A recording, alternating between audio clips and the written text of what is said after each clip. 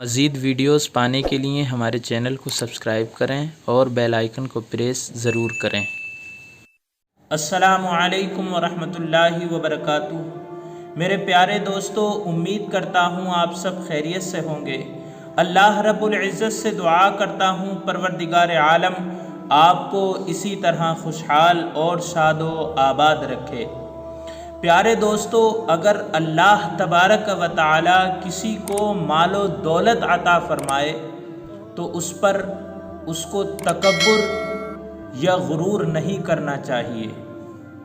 غرور کا انجام، تکبر کا انجام بہت برا ہوتا ہے۔ ہمیں یہ خیال کرنا چاہیے کہ جو رب ہمیں دینا جانتا ہے وہ ہم سے لینا بھی جانتا ہے۔ ایک واقعہ میں آپ کو سنانا چاہتا ہوں اور انشاءاللہ یہ امید کرتا ہوں کہ آپ کی سمجھ میں آئے گا۔ واقعہ کچھ اس طرح سے ہے کہ ایک شخص تھا، بڑا امیر تھا، اس کے پاس بے شمار مال و دولت تھی۔ تین ریلوے اسٹیشن اسی کی زمین پر بنے ہوئے تھے۔ کروڑوں روپیہ اس کا بینکوں میں جمع تھا۔ تو جب اتنی مال و دولت اس کے پاس تھی تو اس کے دل میں غرور، اس کے دل میں تکبر پیدا ہو گیا۔ ایک دن شہر کے ایک مشہور چوراہے پر اپنے دوستوں کے ساتھ میں کھڑا ہوا تھا۔ آپس میں باتیں چل رہی تھیں۔ ان میں سے ایک دوست کہہ رہا تھا کہ یار کیا بتاؤں، میرا کاروبار بالکل ٹھپ ہو گیا ہے، جس کی وجہ سے مجھے پیسے کی بہت پریشانی ہو رہی ہے۔ میں اپنے بچوں کو کس طرح سے پالوں گا؟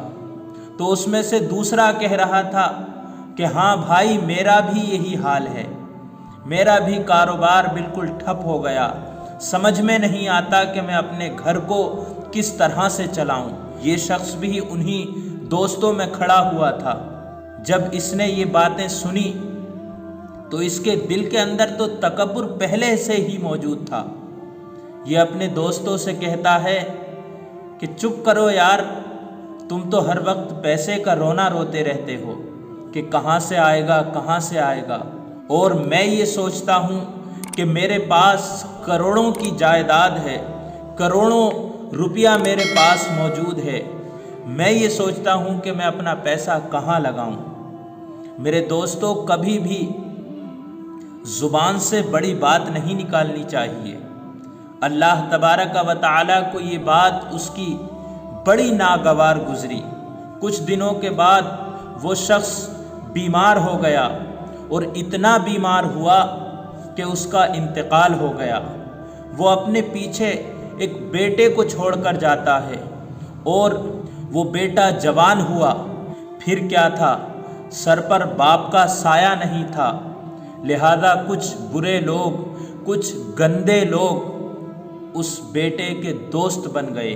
اب جب برے لوگ اس کے دوست بن گئے، اس کو برائی کی طرف لے کر آئے، لہذا اس کو شراب نوشی کی لت لگ گئی، وہ جوا کھیلنے لگا، سٹا لگانے لگا، لہذا اپنی اس ساری دولت کو جو باپ چھوڑ کر گیا تھا، اس ساری دولت کو اس نے ان برے کاموں میں لگا دیا، جوئے سٹے میں ہار گیا۔